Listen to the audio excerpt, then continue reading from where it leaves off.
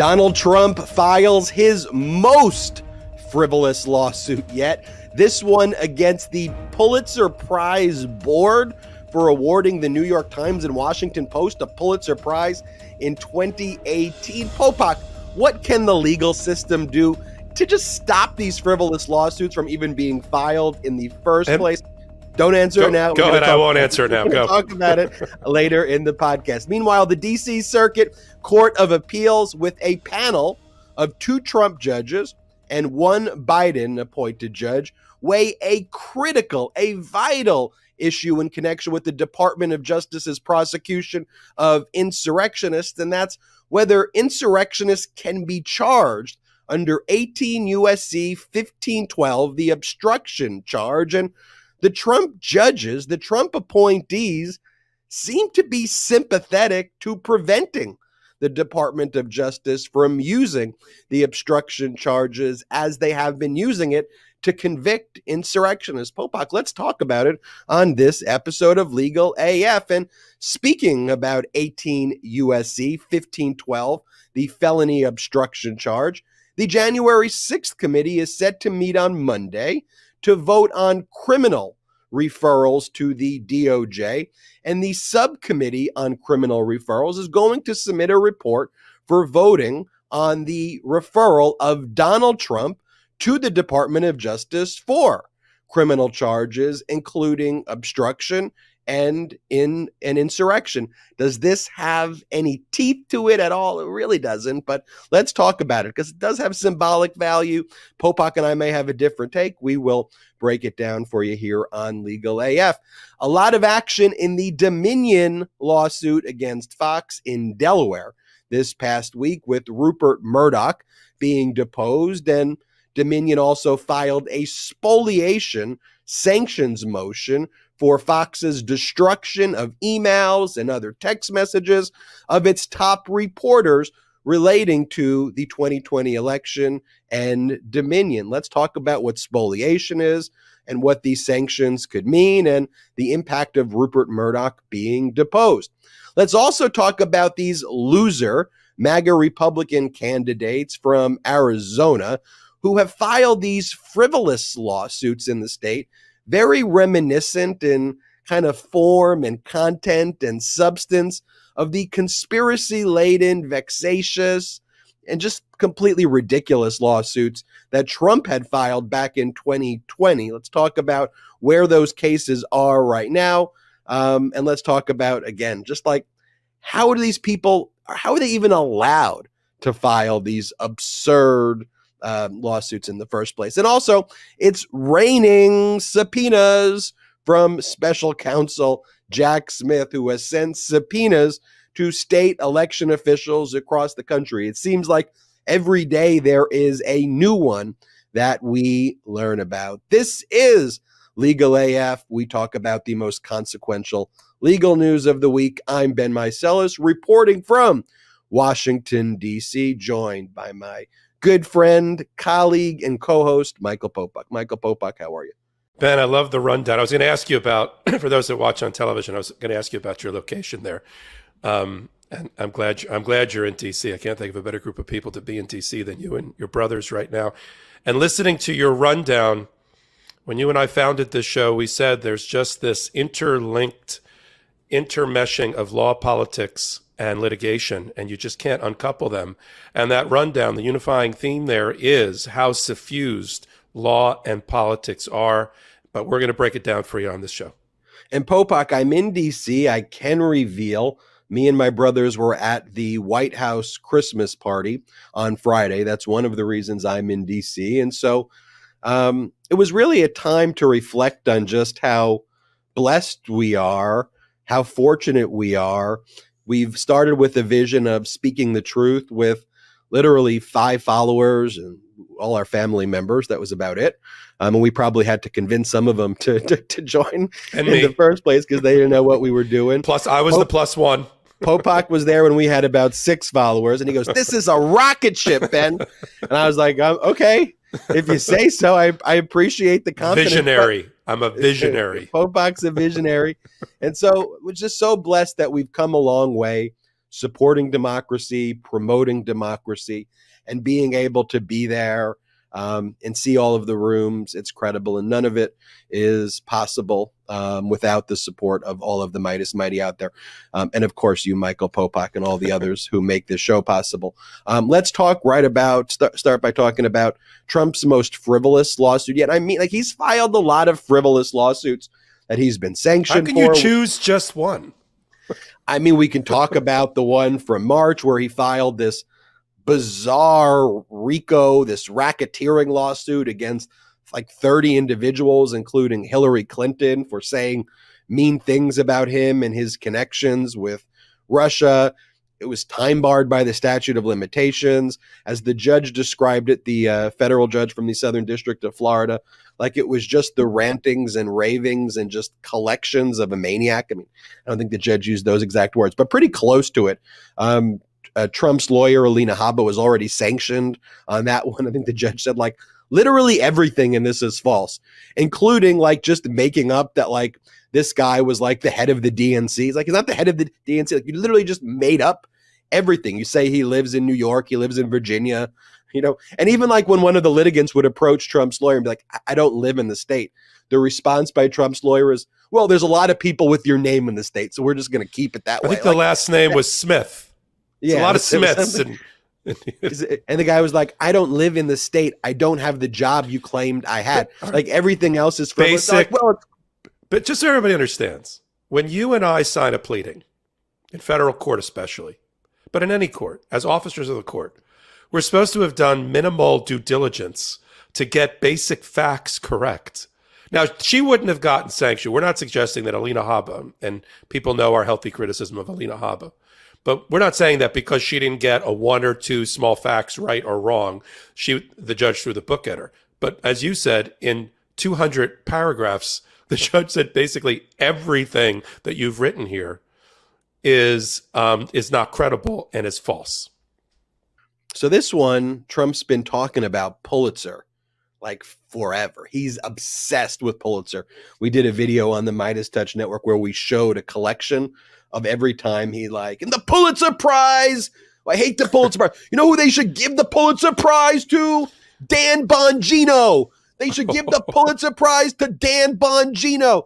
He also called for, in 2015 when he was running, for the National Enquirer's story that Ted Cruz's dad killed JFK.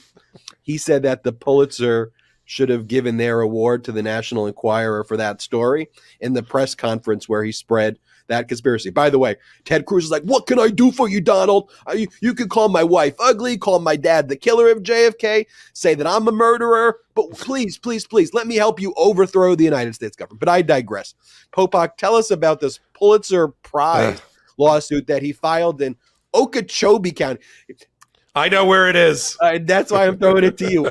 A county of 40,000 people that probably has no relation at all to this case. It doesn't have any relationship at all. And I have a feeling many, or if not all, of the Pulitzer Prize board that's been individually sued, including some of the most illustrious names in journalism who happen to sit on the board, who have been sued individually, most of which have zero connection with the state of Florida, let alone Okeechobee, and will likely be able to have this case dismissed for lack of personal jurisdiction or improper venue, meaning the courthouse. Where's Okeechobee? Where's Okeechobee County? Pardon me, Ben, I have a little bit of a cough this week. Now, you had it last week, I have it this week. If you go into a satellite and you look down at the state of Florida, there's a big hole towards the top quarter. That's Lake Okeechobee.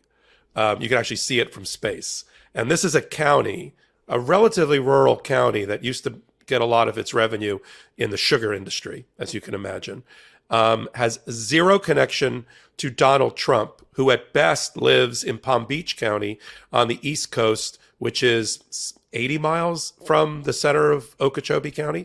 So he has no connection there. He has no property there, no interest there. The law firm that's representing him in the case, and yes, he got another law firm, not the law firm that filed the case against Letitia James in Southern District of Florida, now in front of Judge Middlebrooks to stop her investigation. Not that firm. He found another firm in Fort Pierce, which is also not in Okeechobee. It's up 95 from West Palm Beach at the top end of it. They obviously wanted to get as far away from Don Middlebrooks, the judge that already threw the book, as you so eloquently outlined, at him for filing that other political screed that had, just a enemies list of political retribution and vendettas masquerading as a lawsuit. He wants to get away from Don Middlebrooks because when he just filed the case in Palm Beach County State Court, the Circuit Court for Palm Beach County, against Letitia James, trying to stop her civil fraud case for $250 million against him and the children, led by her office, which she's already moved to dismiss for lack of personal jurisdiction because she has no connectivity to the state of Florida for many other reasons. That case got transferred, or what we call removed, from state court to federal court by a one-page filing by Letitia James, because two citizens of two different states that are in a lawsuit together, depending upon the amount that's in controversy, a party can remove it to federal court under what's called diversity jurisdiction. And where did it go? It went to Don Middlebrooks. So he wants to be in Florida, but as far away from the Southern District as possible in case there's a removal again. So Okeechobee, lawyers from Fort Pierce, what are they claiming? Some people might be thinking the Russia collusion defamation case. So this is Trump's argument in a nutshell. When he ran for office, and at least two news organizations, there were dozens of them, but at least the Washington Post and the New York Times, did exposés in dozens of articles investigating whether the Russians, through trolls on social media, through trying to hack our election system, basically things that Putin's already admitted that he was doing, tried to throw the election away from towards Trump and away from Hillary Clinton. It's often referred to under the rubric of the Russia collusion. Trump calls it the Russia collusion hoax, although everyone in the intelligence community for America, from the CIA to everything related to the elections, has said and has proven that Putin, through a series of hackers and trolls in Russia and otherwise, both tried to hack election equipment and databases throughout the country, and we know this to be true, created fake Facebook and Twitter accounts to move the needle politically against Hillary Clinton and in favor of Donald Trump. And they're still doing it. So the Pulitzer was awarded that year for national reporting based on this series of stories it was a co-award, one to the Washington Post and one to the New York Times. And all that happened in 2018. And we're beyond the statute of limitations for defamation related to that, meaning you have to file your suit within the limitations period assigned by law.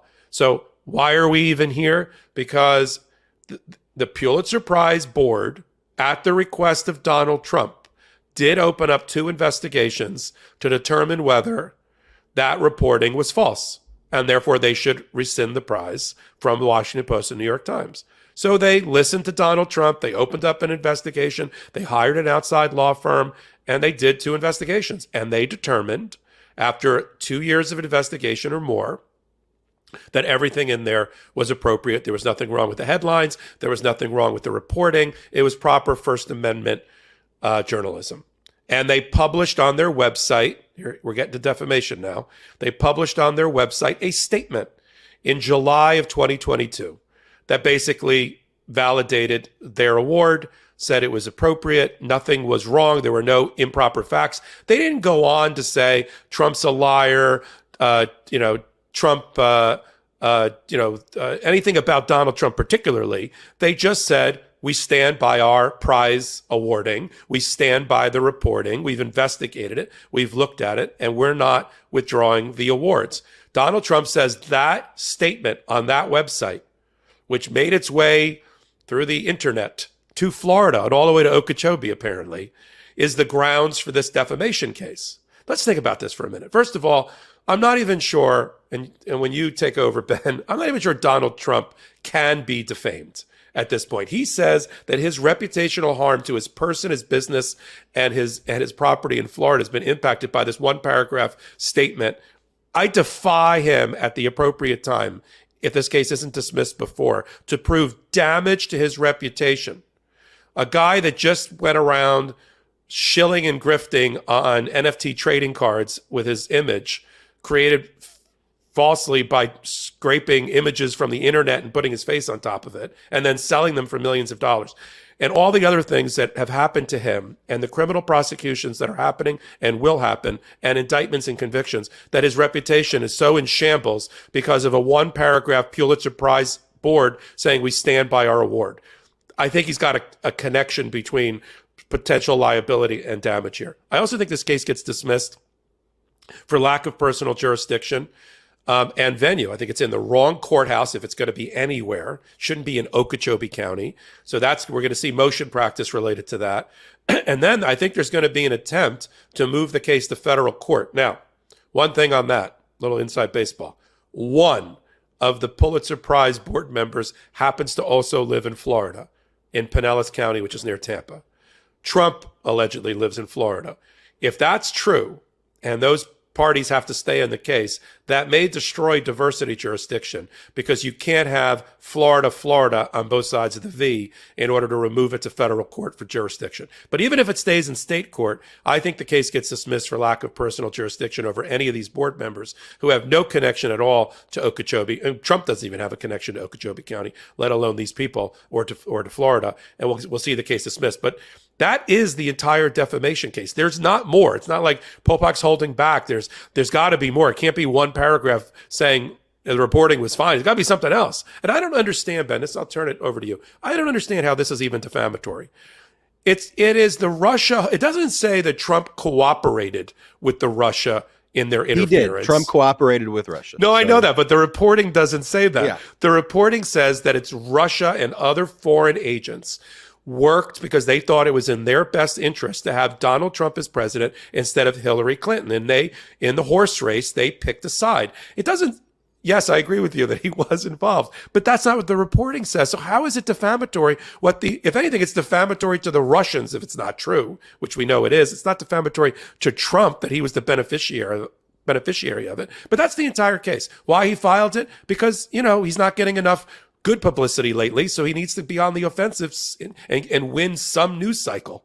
Well, that's the point. So I'll go in reverse order. So he filed, we've talked about this theme a lot here on LegalAF as well, and how the media is just absolutely the worst and doesn't know how to cover it, because you get your pro-fascist right-wing media that coordinates these filings with Trump.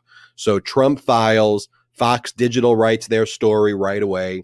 Then New York Post, also owned by Murdoch, who we'll talk about in a little bit. They then publish like a sister piece to it. So now there are two purported journalists, things that call themselves news, which really aren't. They masquerade as news. There are two articles that frame this as a real thing. We've talked about here on LegalAF that when these cases ultimately get dismissed, it gets very little coverage anywhere other than here on LegalAF. And so what was Trump after here? He was after the headline.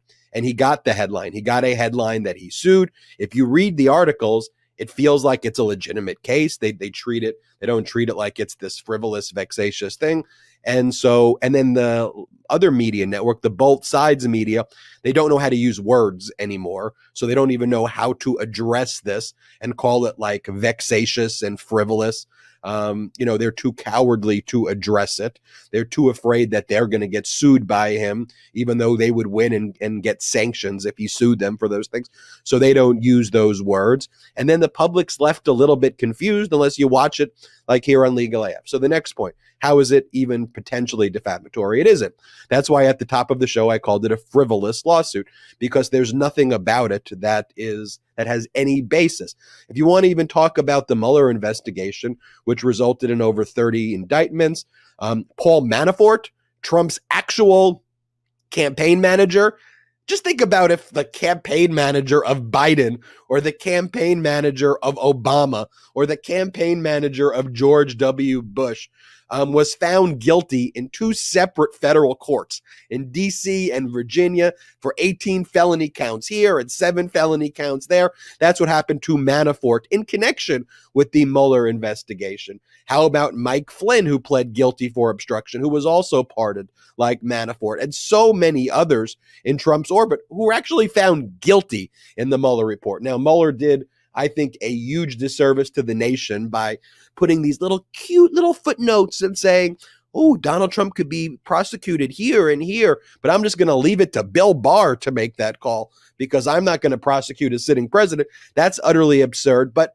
if you want to look at Mueller, and frankly, you want to look at the Pulitzer's conduct here, you can't give Donald Trump an inch, because if you give him an inch, he takes your throat. You can't give this sicko maniac a freaking inch. You got to stomp him. It's the only way you can treat and deal with these like tyrant wannabe despots like that. You crush them immediately, which I hope is what Jack Smith is going to do. And what I mean by this with respect to Pulitzer that you bring up, Pulitzer, oh, we're going to do an internal investigation and hire an outside law firm because that's what we do when we want to show. And I'm sorry I'm cursing, but no, you don't. I wasn't sure where that was going. Yeah, you don't do that.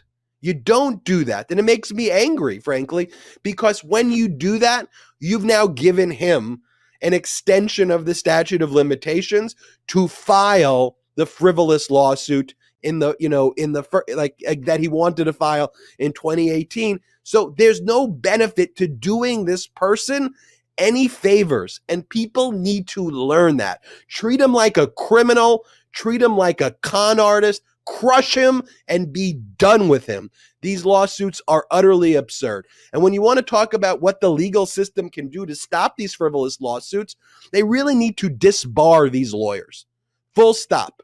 People like Alina Habba, people like Christina Bobb, people like Giuliani, who, by the way, was at a disbarment hearing in Washington, D.C., which is a weird hearing to begin with. He had an inactive license in Washington, D.C. Yeah, but when your New York license is suspended, the only place you can have a bar license left is D.C. Yeah, so, and Giuliani's like, I'm just a lawyer, though, at the end, just representing a client with an unpopular position. That's not what you're charged with.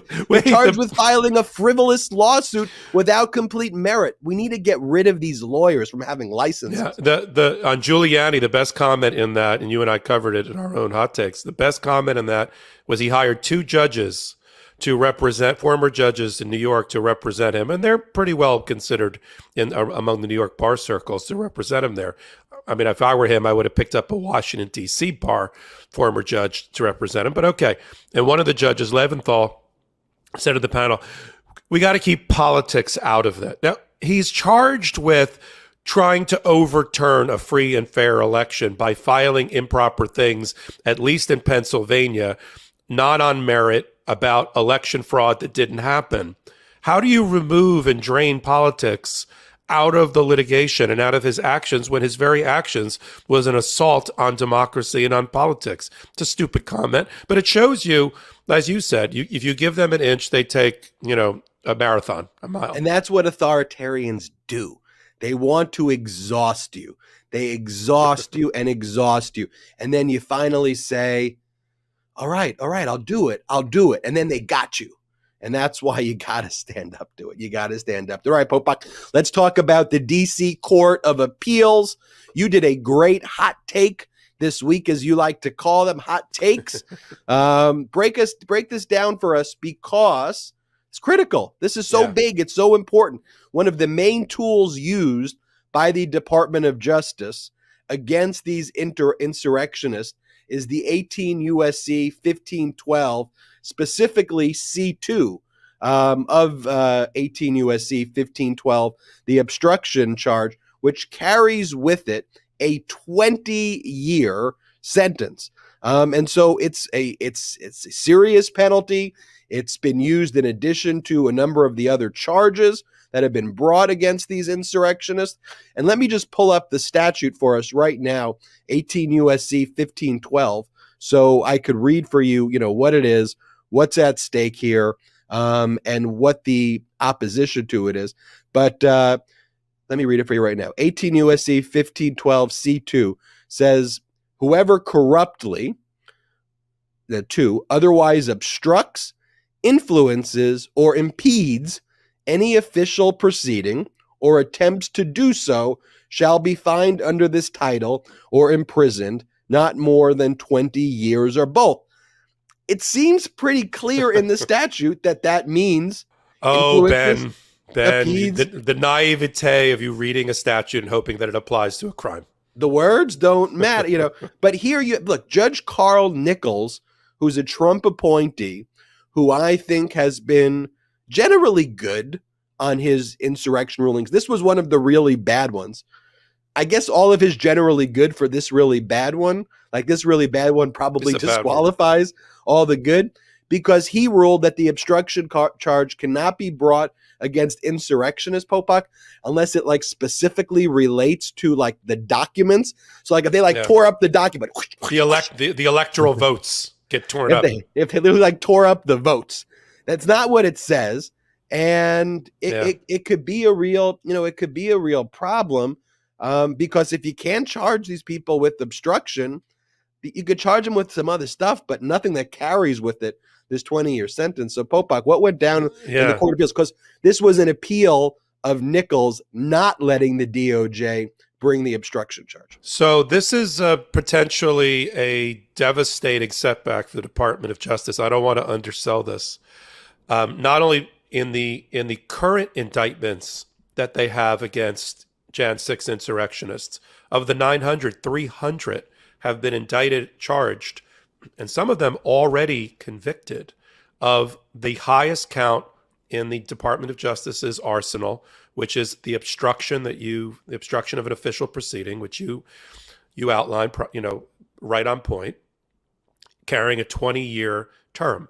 As you said, the Department of Justice has other things that they can bring as crimes that don't exactly fit as well and have less penalties in terms of the number of years, more like 5 to 10 years, which ties the hands of the sentencing judge to sentence these people, because you can only sentence them pursuant to crimes that they've been convicted of. And let me just point this out again.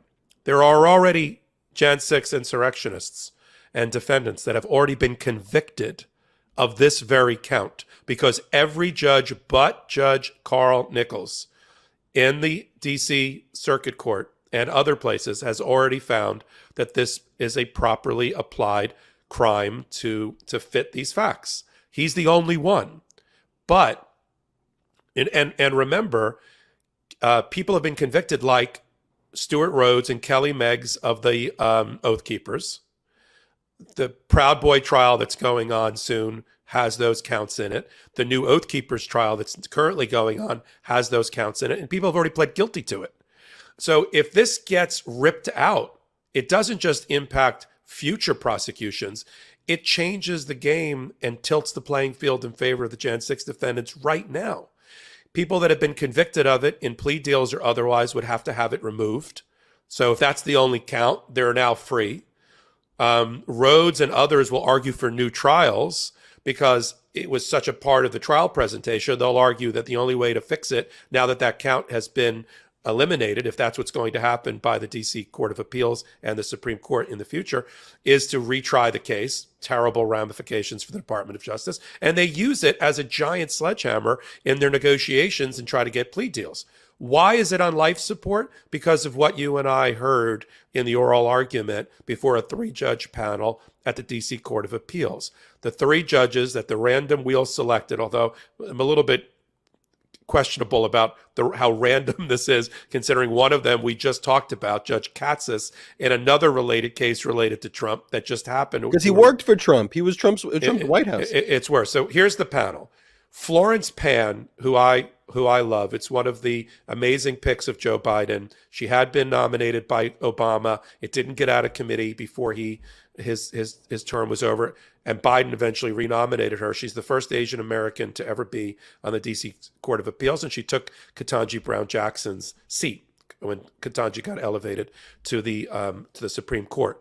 But the headwinds, she's in favor of applying this 2002 obstruction count that, yes, Congress created in the aftermath of the Enron scandal.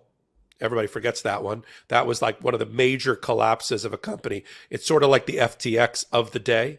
It turns out there was no there. There was no real revenue being generated by real business practices, despite Enron being allegedly an energy company. And they were not properly cooperating with regulators in turning over documentation. And the law on the books at that time, before 2002, didn't seem to fit. So Congress passed a new law. But just because Congress passes a new law, it doesn't say in the body of the statute that you've read, this will only apply to Enron-like situations where somebody doesn't turn over documents. In fact, they use very broad language. If not just tearing up, destroying, altering, mutilating documents. Yes, that is in the statute, but also anything else that otherwise obstructs with an official proceeding. Very, very broad. People used to argue that the Racketeer Influencing a Corrupt Organization Act, which we call RICO, only applied to mobsters, only applied to the prosecution of people in the mafia or in organized crime. And it's been expanded to, the Trump Organization and other organizations that fit the dimensions and the definitions of that statute. Same here with this statute. Although the other two Trump appointees, which is where this is going to turn, which is Justin Walker, Judge Justin Walker, 39, to be frank, never tried a case in his life, never was a judge before he became an appellate judge, and is a Kavanaugh apologist. How do I know that? One, he was a clerk for Kavanaugh. And two, he gave 117 interviews. I'm not making that number up. 117 interviews to support the Kavanaugh confirmation process when Kavanaugh was on life support because of allegations about sexual assault and abuse by Kavanaugh when he was in college and otherwise. And who was on television constantly? Justin Walker, who got rewarded with a seat on the D.C. Court of Appeals, the most prestigious court in America and the feeder program for the Supreme Court. Justin Walker. And Popok, as you said, just you got to say it one more time. Okay. Never did a trial. Never did a trial. Life. Was never a judge before he became an appellate judge. Never. I get never a judge, but like never did a trial is like how could he do a trial? He was he served. He was a Kavanaugh. Even as I'm saying, even when he was a lawyer. No. He had no experience doing things as an actual lawyer. Well, let's do it this way so people understand. If you go right from college through law school, when you come out and you're a lawyer, you're about 25. You may be a wonder kid like Ben, and maybe Ben was a little bit younger, but I was 25. So by 39, 38, when he was confirmed, you've been a lawyer for 13 years. He was a clerk for Kavanaugh for almost 4. He was a clerk for Kennedy. He did a double Supreme Court clerkship. That took up 2/3 of the time that he was out of law school. Then he was like an associate for a couple of years in a law firm, skipped being a judge at the trial level, and went right to being not only appointed by Trump to a court of appeals, but the most prestigious, just one notch, half notch below the Supreme Court is the D.C. Court of Appeals. Okay, everybody comes from it that ends up on the U.S. Supreme Court, including Ketanji Brown Jackson, Kagan, Merrick Garland, had he been appointed, had he been confirmed, would have come from there. So so what happens at the hour and a half oral argument, and why do you and I think it's on life support? First of all, Katsas, who not only was a Trump appointee, but in the Trump White House as a Trump lawyer, as a Trump deputy White House counsel, he didn't feel he had to recuse himself on anything related to Trump at all, as most of them don't, including the Supreme Court. They get their guidance from the Supreme Court. And if Clarence Thomas isn't going to recuse himself, nobody is. So Greg Katzen right away said, nah, I read the statute. I think it only applies to corporate crime like Enron. And this was a lot of things, Jan 6, but it wasn't corporate crime. And I think the more you read it out loud, DOJ, and the more you argue, the less persuasive your argument is. Okay, so put him on the far extreme. He's going to vote no against reversing Judge Nichols, meaning he's going to vote yes to take obstruction of official proceeding out of the Department of Justice arsenal and remove it from all the convictions that have already happened. So you got Florence Pan on one side who said, the unprecedented nature of the attack on the Capitol, these facts, you can't fault the prosecutors to try to find crimes that are on the books to fit these facts. And obstruction of an official proceeding, can anybody doubt that the counting of the electoral votes was what is an official proceeding, and the object of their conspiracy or their actions was try to stop that counting. Why else were they there on Jan 6? The reason they broke into the Capitol, I mean, nobody disputes this, is because they were trying to stop the count. Yes, they were trying to hang in a murderous lust. They were trying to hang elected officials. That was like the byproduct. That was like for fun and games. What they were trying to do was to stop the electoral vote any way, shape, and form. And that is technically, legally, a violation of that count. So you got Florence Pan on one side. She's a vote to reverse Judge Nichols, keep obstruction on the books for the Jan 6 defendants. Greg Katzen's on the other side. So what are you left with? The 39-year-old Kavanaugh apologist who's never tried a case, who's also known as Justin Walker. And Justin Walker, first he did a little, what I like to call pearl clutching, where he was like aghast that the advocate for the Jan 6 defendants, this guy, Nick Smith, argued that this was Jan 6th was the same moral equivalency, factual equivalency, as all of the lawyers that descended on Florida in 2000 in Bush versus Okay, first Gore. off, Popok, talk about not knowing your audience. I was there. Talk about tin ear.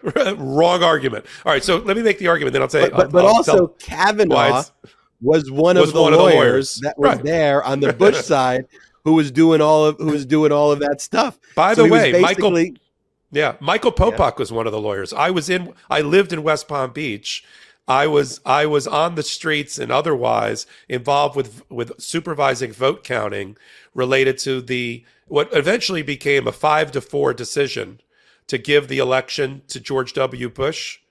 But at the grassroots, it was in the streets in Palm Beach County, primarily where I lived and where I was a lawyer, about vote counting. And so lawyers from all these Republican lawyers, including Kavanaugh, went down to Florida, and they had the right to do that. The point is, that was a lawful exercise of First Amendment rights, of the right to counsel. If you're a Republican or a Democrat and you want to jump into the fray, into the rugby scrum that was the vote counting process related to Florida and Bush versus Gore, that's great. For every one of me, there was somebody else on the other side. Okay, he compares that and says, but that would be the equivalent of obstructing an official proceeding.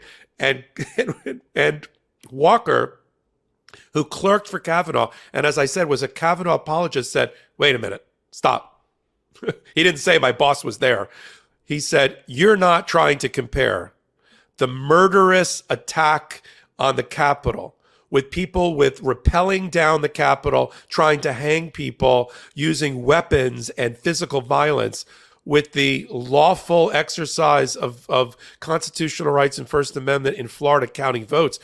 Stop. Don't even go there. And Florence Pan jumped on him too. But my sense is, and I think you may agree to this, is that clutching of the pearls is not going to change his eventual vote, which is going to be, because he's the swing vote, it's going to be in favor of, this is where this is really troublesome, in favor of Judge Nichols and against the Department of Justice on the obstruction count. Do you think Walker goes another way despite him being aghast at the comparison? No, I think the best shot the DOJ will have is to request an en banc hearing, which is get the full DC circuit to step in, have the full panel there. But even then, it'll go to the United States Supreme Court. At that point, it'll be kind of so high profile that even though I think the Supreme Court's inclination would probably to side with the fact that this isn't obstruction, it's so high profile, and the Supreme Court has not wanted to tip the scales in favor of insurrectionists or in favor of Trump. There's a 50-50 shot at the Supreme Court. Regardless, it is going to the Supreme Court. But Popok, one of the arguments that was being made by Katsas and lots of other right wingers is, well, this statute wasn't specifically created to address the insurrection. It's like, well, no one ever expected in American history that you were going to have a sitting president inspire, encourage, and direct the conduct of these extremist terrorists to invade the Capitol building. It's unfathomable. And it's one thing that I reflected on yesterday as I was doing some of these videos, is that our entire legal structure, frankly, was not ready for the insurrection in terms of things these insurrectionists could be charged with. Because even when I talked about the sentencing of that guy, Doug Jensen, where at the highest level of the sentencing for these crimes, Jensen, got on the high end of the sentencing schedule, which was like 5 years. And I'm thinking to myself, like, he's the guy who chased Eugene Goodman, tried to attack the police officer when he stormed into the Capitol building. He was one of the most active people engaged in all of the insurrection. And he got 5 years. Like, to me, that guy should get 50 years. And there really isn't the right structure in place. And one of the things I think Congress needs to do, but it's going to be problematic because you have a Republican Party that wants another one. I don't know how else to say it, folks. That's the reality. You have the Republican Party that wants another insurrection. I mean, I don't want to get into the whole Twitter file things, and it's like the Republicans are like, oh my gosh, the FBI is reading tweets. It's like, the FBI are the feds. I don't know how else to break it to you. Where have they lived? Where have they lived? Like, careful, you're getting coffee. So look, those are all great points. And one of the roles of the Jan 6 committee that we're going to talk about next, and this links greatly, perfectly to what we just talked about, because one of the things the Jan 6 committee is going to refer criminally, we'll talk about it next, is an obstruction of official proceeding counts against Donald Trump. So even they're using it. So it's really important that we win, that democracy wins on the issue of applying old laws on the books to new crimes that are being developed. That whole principle that you don't have to have a specific, right? The legislature, Congress doesn't have to be visionaries and think about how corrupt will our future presidents be and others to try to cling to power. Do we have enough laws on the books? And you're right. After one of the things the Jan 6 committee and Congress needs to approach, and whether it's this Congress, because the 118th Congress is going to be, at least for 2 years, on the House side, dominated by Republicans, so we're not going to get anything accomplished there. But we have to reassess now, take the plane up 10,000 feet, and say, what are the guardrails of democracy and liberty? Did they hold? And by and large, they did. But are they sufficient to punish appropriately, symmetrically, proportionally to what happened? Do we have enough crimes on the books? Is the 1880s and 1870s insurrection acts, is that enough? Are these new laws that some courts are questioning whether they can be stretched to apply to these facts, despite the fact that on their literal face, they should be able to?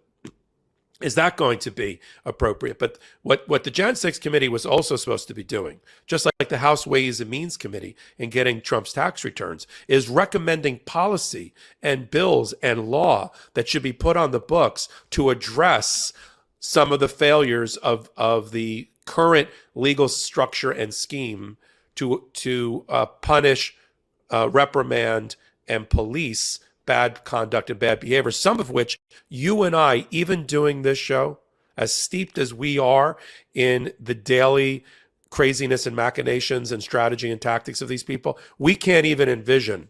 We're not creative enough to think about what some other Trump could do, now being given license to watching Trump. Hopefully he'll be convicted, but watching Trump in action. I don't know what DeSantis is going to come up with.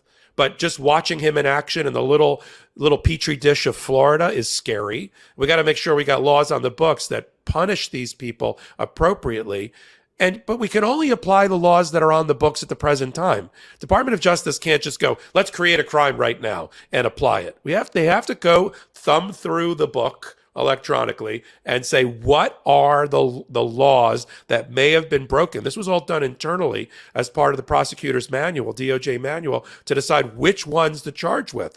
And yes, they probably had an internal debate about, are we going to get blowback on this because it didn't come out of a corporate crime the way Enron did? And they said, it's on the books. We have to apply it. Go. And they got convictions. And every judge but Judge Nichols agreed with them. But you're right. It's going to go en banc to the full panel of the DC Circuit, which is just on this side of Democratic appointees, so we might be sort of okay there, but I'm not sure. And then you're right, we're going to have to see what the super right wing of the Supreme Court does as we lead into our Jan 6 segment, right? Let's get into our Jan 6th segment. But before doing so, let me tell you about our next partner. It's Athletic Greens. I take AG1 by Athletic Greens literally every day.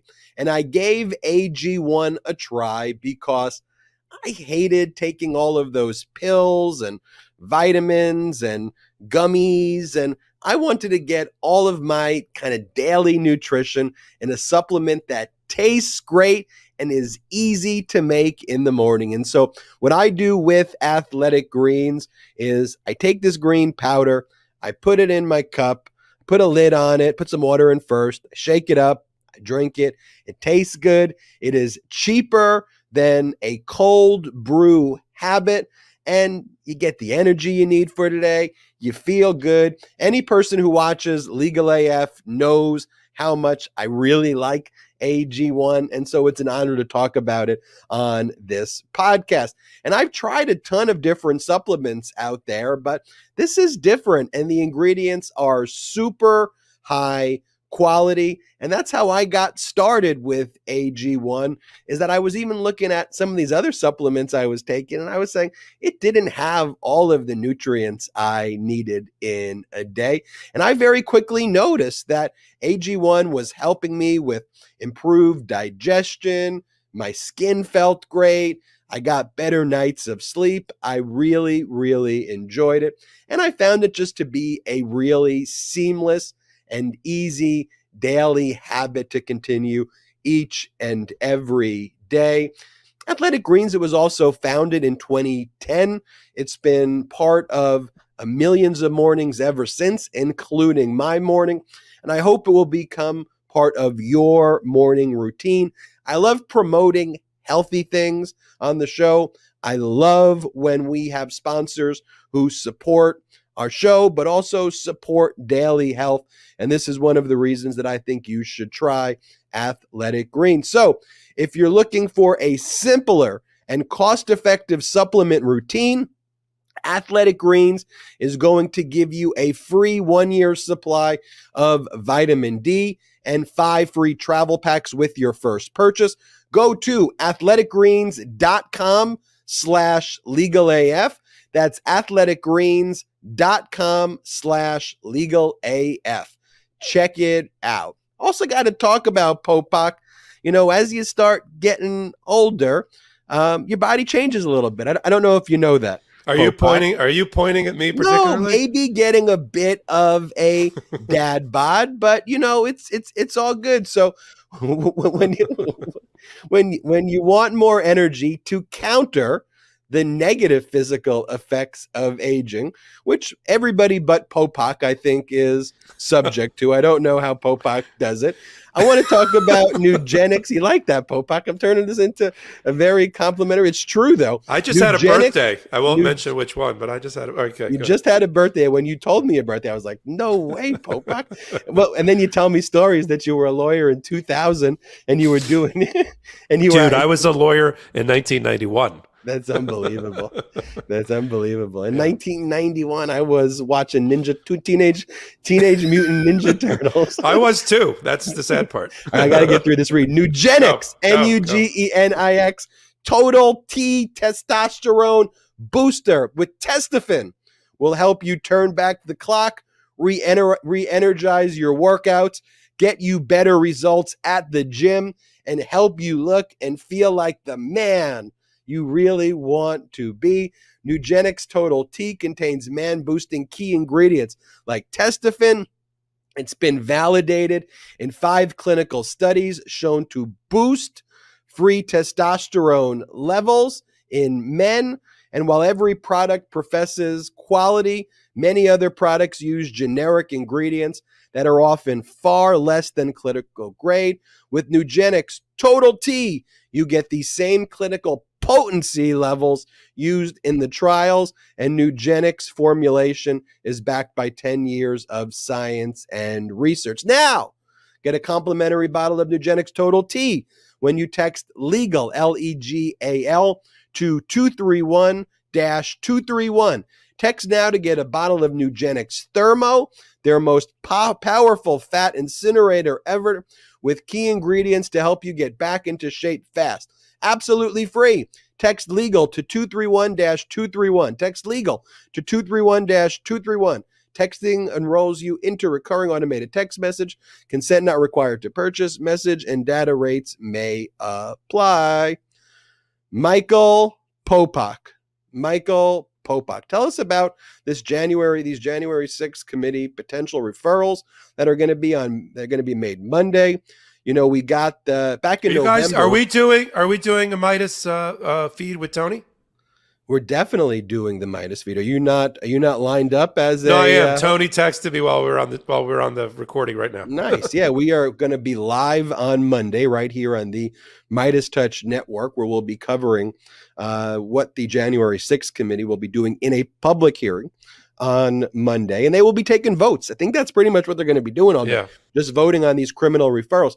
So you may recall back in November, we heard about this subcommittee made up of a number of January 6 committee members, and so you had like who'd you have, Popok? It's all the lawyers. It's Liz Cheney, Lofgren, Liz Cheney, Jamie Raskin, Lofgren from your home state. Liz Cheney and Schiff. That's it. It's the lawyer. Only one of which ever served as a prosecutor, which will, when you get to me, I'll talk a little bit about that. Let's get to you. Schiff was the prosecutor. That's right. It's always California. So what we learned is they've done their work. They've done their homework. They're going to be submitting their report regarding criminal referrals. There will be votes taken by the full committee about whether to refer. Right? These are. I won't ruin it, Popok. Give that. Yeah, I liked your hot take on it, your trending take on it the other day. Look, this is like, we didn't really talk about it much. There is the main committee, and then there's like 4 or 5 subcommittees that have also been working behind the scenes, focused on different things. One subcommittee was following the money. One subcommittee was following, on the money flow. One was following the actual acts on Jan 6. One was focused on Trump. And one was focused on like potential crimes. And so the potential crimes committee, led by Liz Cheney, who, is famous for reading out loud things like the obstruction of official proceeding statute, the way you did on this podcast, she did during one of the 8 hearings already, as she was leading into some new evidence and presentation of the evidence. And the report that's coming out is separate. We're going to get it's already circulated. They've already printed a multi-thousand-page report that's broken down into 7 or 8 categories, which follow along with the same 7 or 8 prongs of the strategy that Trump used to undermine the fair elections and to cling to power and interfere with the peaceful transfer of power from before the election, casting doubt on the validity of the election process, so people would lose faith in it, calling it the big lie years before it even started, led by Roger Stone, leading to so taking away confidence in the election, attacking it the night of the election, attacking it from the night of the election all the way through Jan 6, filing all those lawsuits, the crimes, the violence, all of that. So that's all going to be outlined. And then there is this internal struggle about whether they're going to make a recommendation. Now, here's where I take a little different tack than most people. You said it right. This is a non-binding, symbolic recommendation that will be voted on Monday by the Jan 6 committee. Do I think the subcommittee should make the recommendation if they believe it's proper? Yes, I do. Do I think, even though it's symbolic in nature, as the final capstone to all of the investigative work, the hard work over 2 years that this committee has done, most of which we've seen the highlights of, but not all of it. We'll see more of it in the final reporting. Yes, I do. Do I think it ties the hands of the Department of Justice a bit? Yes, I do. Do I also think that the Jan 6 committee should have been more cooperative with the Department of Justice through this moment in turning over 1,000 plus witness statements and all of the evidence they had accumulated to allow the prosecutors in parallel to do their job? Yes, I do.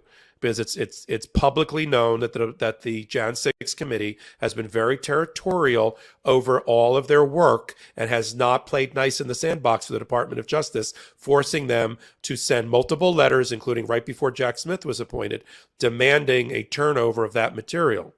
That issue is important, and we're going to see it played out over time, because there is an argument that the defendants are going to be given, a gift that the Jan 6 defendants are going to be given, that if any of the material in the hands of the Jan 6 committee, which is the government, is exculpatory to the defendants, meaning we would help them with proving their innocence and it wasn't turned over in a timely fashion, we may have what's called a Brady or a Jenks violation because the Jan 6 committee has been holding their cards so close to the vest.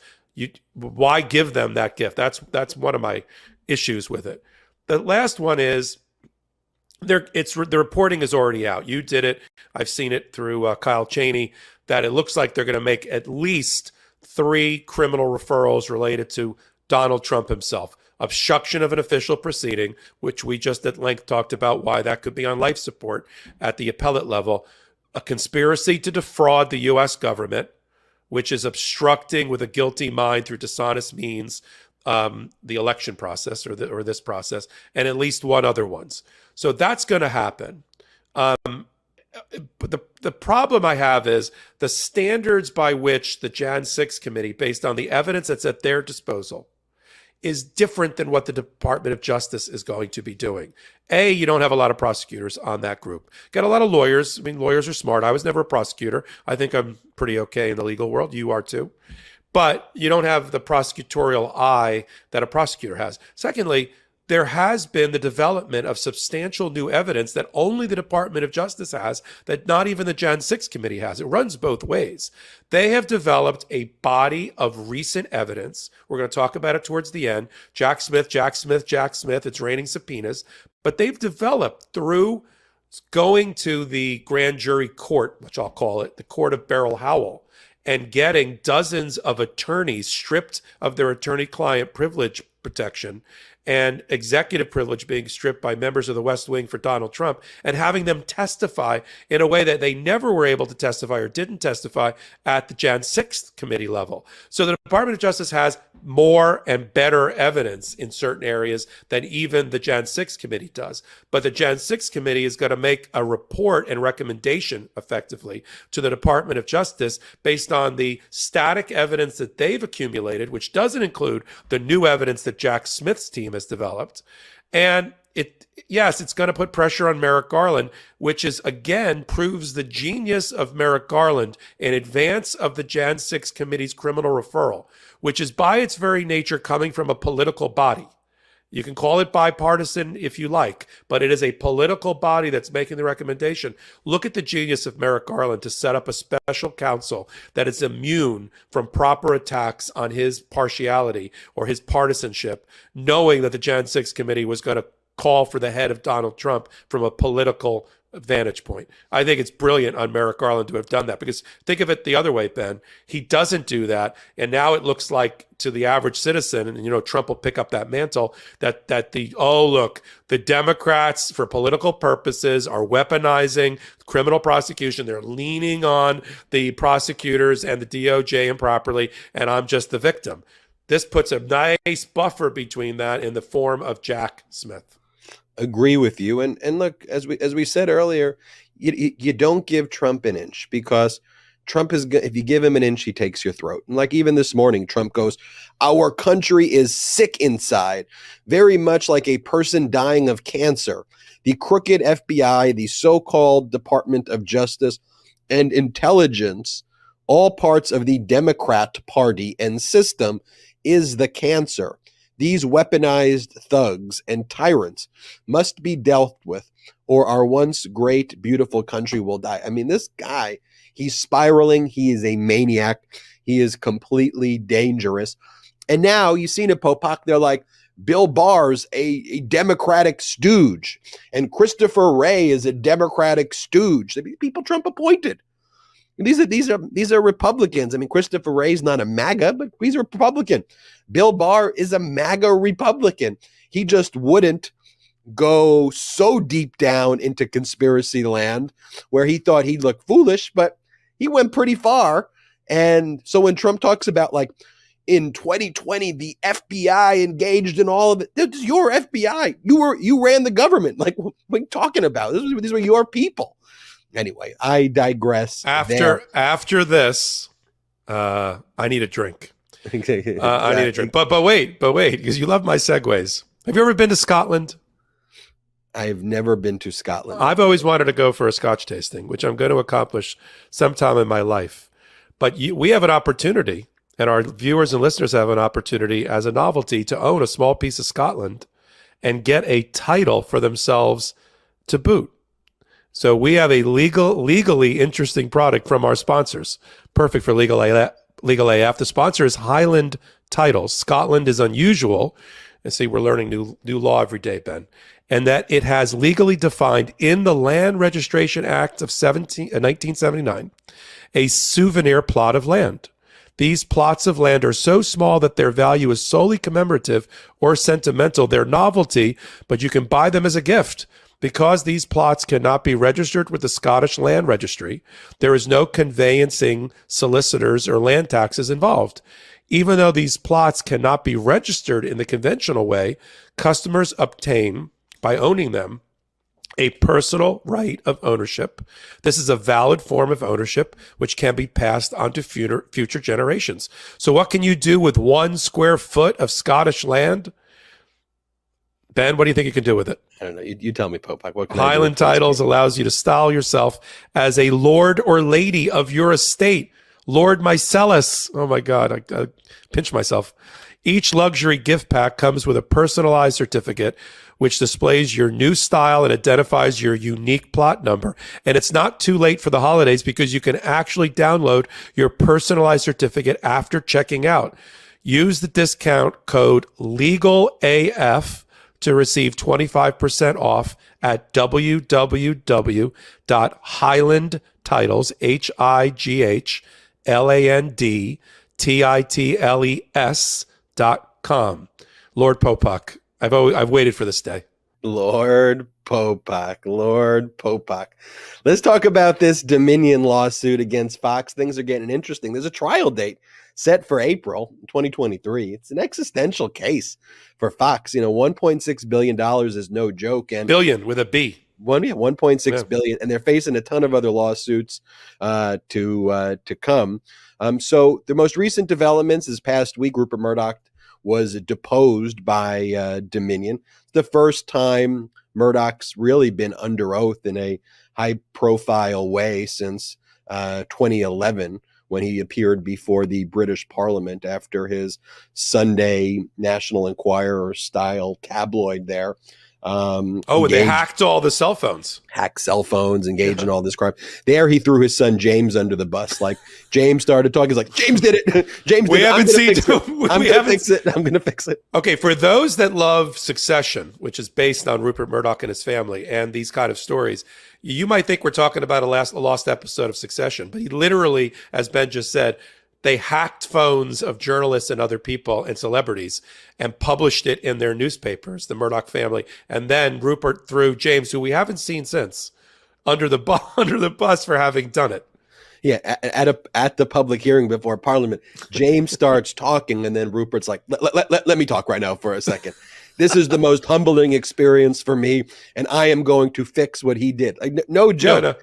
No, this is Succession. It's amazing. Yeah. So Rupert Murdoch was deposed, and around the same time, may have been a week before, but right around the same time, we learned about it earlier in the week, was that Dominion had filed what's called a spoliation motion against Fox for their deletion, which appears to be either intentional or certainly very, very, very reckless, of like their key reporters' text messages and emails about Dominion. And Popok, you want to just take us through quickly? Yeah, I'll do spoliation and why this is so critical and what the sanctions could be here. Yeah, so you got a $1.6 billion case because Fox News and all of its on-air personalities like Bartiromo and Hannity and Dobbs and Carlson all promoted these theories and these alleged opinions that Dominion was in bed with the Venezuelan government, was allowing its equipment to be hacked to turn the election in favor of Biden against Trump, basically attacking their business model and undermining their credibility to ever attract another local government or government to hire them to roll out their election voting machines, destroying their business. And they did it all, according to Dominion, with actual malice, meaning a complete reckless disregard for the truth, knowing that it was either untrue or a reckless disregard for whether we don't care whether it's true or not. We're publishing it or we're allowing it to be on our airwaves. And as you reported and I reported, the judge, and this is sitting in a different court that we've talked about usually in Delaware, sitting in the Delaware Superior Court, not the Chancery Court, Superior Court, in front of a former colleague of mine, Eric Davis, who used to work at a law firm that I used to work at a million years ago. And it's a rough and tumble courthouse in Delaware, unlike this kind of staid, almost British style system in Delaware Chancery Court, where the Twitter case has been and other things we've talked about. In Superior Court, it's like the Wild Wild West. And they have already, the judge has already found that all of the employment contracts for all of these on-air personnel have to be turned over to the other side to see if there's a bonus structure where they get bonuses and more money based on ratings. Turn over all the documents. Everybody's been deposed. All the on-air people have been deposed. Lachlan Murdoch was deposed last week. Rupert over 2 days. So we're at the very, very top of this thing. And then in the middle of it, you get a motion that they've destroyed documents that should have been preserved and turned over at the appropriate time. And if the judge, Eric Davis, who so far hasn't suffered any fools with Fox and has been sort of annoyed by them and is putting this on a very fast track towards a trial, and has already denied their motion to dismiss, if he finds that there was intentional spoliation of evidence, destruction of evidence, in order not to turn it over to the other side, there is going to be a penalty to be paid, including an instruction to the future jury that they should make an adverse inference and conclusion about the reason that was destroyed. So the jury would know about it, and the jury would be instructed to penalize Fox News and assume that everything that was destroyed was really bad for them, which is great for Dominion and terrible for Fox. So they're going to fight hard against spoliation if that really happens. In the meantime, this case has gotten so active that the owner of the entire organization, the 85-plus-year-old Rupert Murdoch, has had to testify over 2 days. We don't know the results of it. It will become more public as they file motion practice in court and as we get to the jury. But there is nothing that's going to derail this case, not even summary judgment. This is going to a jury trial unless there is a settlement, a huge 9, 10, 11 figure, whatever settlement with Fox News, because I don't think Dominion can go away for anything less. And I think one of the big pieces of evidence there is you have Suzanne Scott, the CEO of Fox News. Dominion was able to find an email shortly after the election where Suzanne Scott, CEO of Fox, says, don't give the crazies an inch. Not only did they give the crazies an inch, they let the crazies literally take over the network, which goes to your point, Popok, the malice and the reckless disregard of the truth there. Speaking of malice and reckless disregard for the truth, let's talk about these MAGA Arizona loser candidates, losers in general, losers in the election, losers in how they handle defeat, the hat trick of Loserville right here in Arizona. You had Mark Fincham, who ran for Secretary of State against the Secretary of State-elect Adrian Fontes. Fincham's lawsuit in Maricopa County was just thrown out. He put forward all those same conspiracies that Kari Lake does, set aside the vote, appoint me Secretary of State. The judge not only rejected all of Fincham's claims, but called them frivolous, wholly unsupported by the record, and fatally flawed. And Fincham would be reaching out to all of the MAGA extremists in the right-wing echo chamber. Everything's going great in this, the judge totally gets what we're talking about. And then you have a ruling like this, then they just go, the judge is a rhino, the judge is a proxy for the Democratic Party. That's their shtick. And similarly, with Kari Lake, just the constant lies and deceit and gaslighting and the way she even works her own right-wing radical supporters and doesn't even explain what's happening. Like a week ago or 2 weeks ago, she filed the lawsuit claiming intent and malice, and that the 17,000 plus votes, it's like Trump, find me the 11,000 votes, that the 17,000 votes were illegal, that she lost by it. All of those should be thrown out. Has no basis, has no support. And in that case, the judge set this past week, there was a status conference held on Tuesday.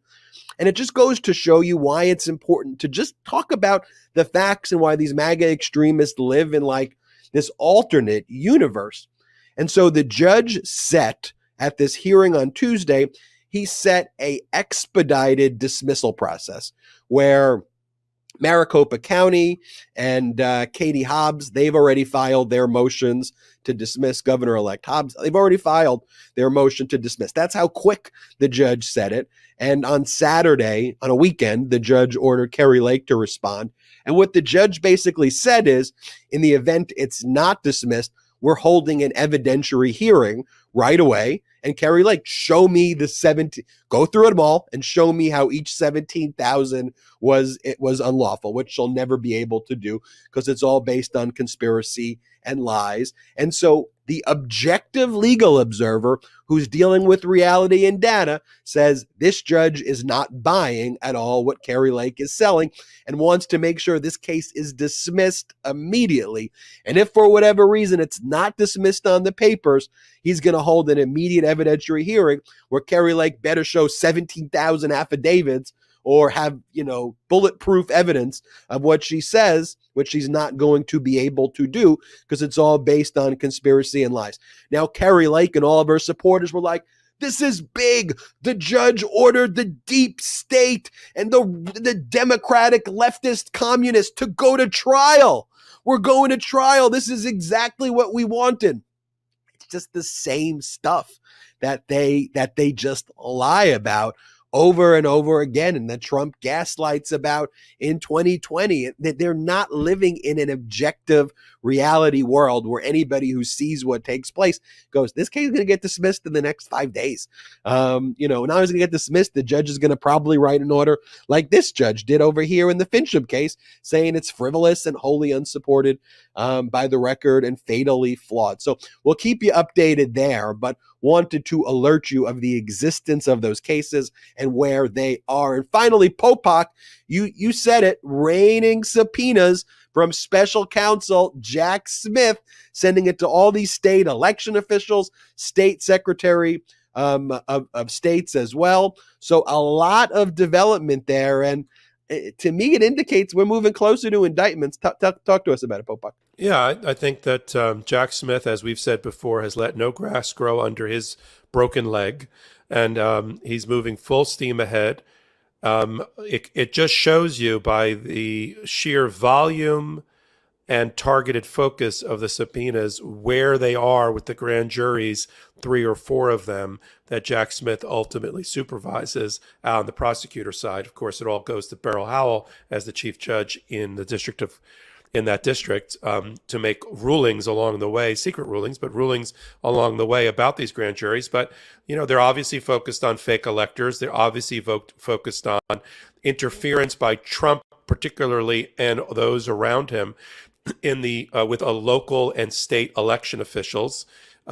So interference there in the certification, in the fake electors, in everything else that went to the lack of peaceful, the undermining of the peaceful transfer of power.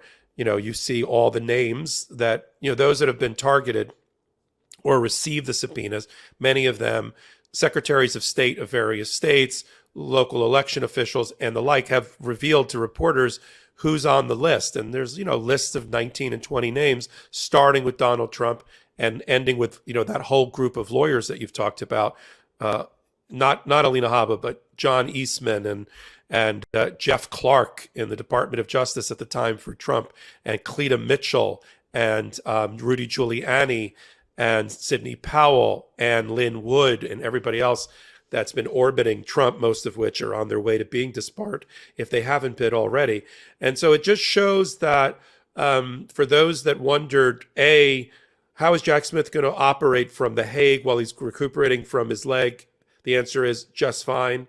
So, he is on top of he's built a team. He inherited a team of prosecutors that are all career professionals. He's also brought in a number of his own handpicked special prosecutors to work under him.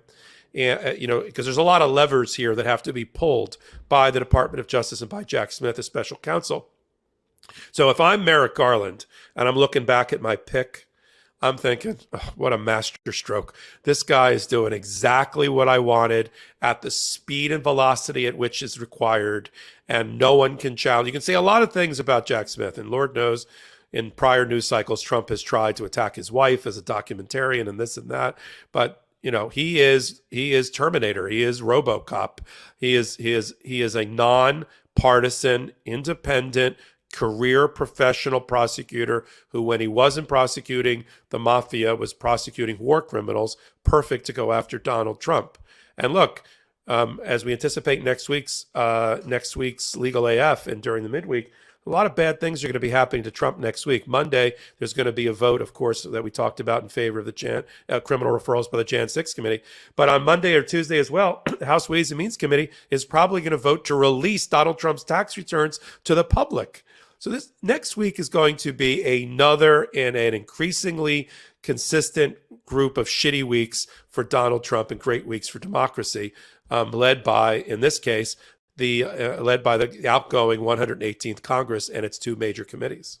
Good thing that there's a show that addresses all of these legal developments twice a week. It's called LegalAF with Ben Meiselas, Michael Popok, and Karen Friedman-Agnifilo.